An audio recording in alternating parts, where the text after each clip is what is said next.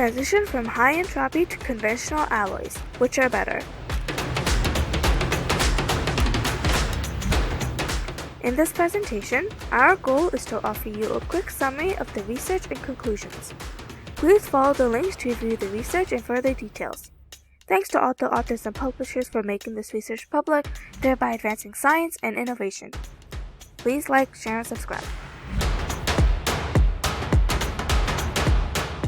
The study of the transition from high-entropy alloys, or HEAs, to conventional alloys, or CAs, composed of the same alloying components, as is apparently important both for the understanding of the formation of HEAs and for the proper evaluation of their potential with respect to that of the corresponding CAs.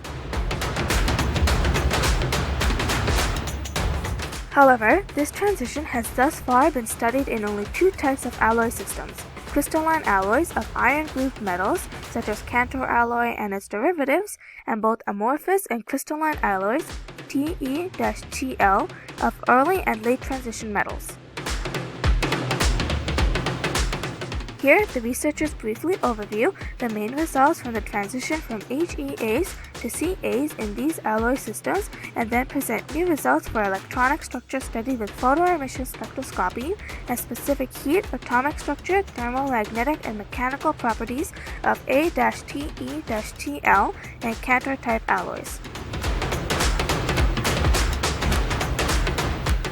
A change in the properties of the alloys studied on crossing from HEAs to the CAs concentration range mirrors that in the electronic structure.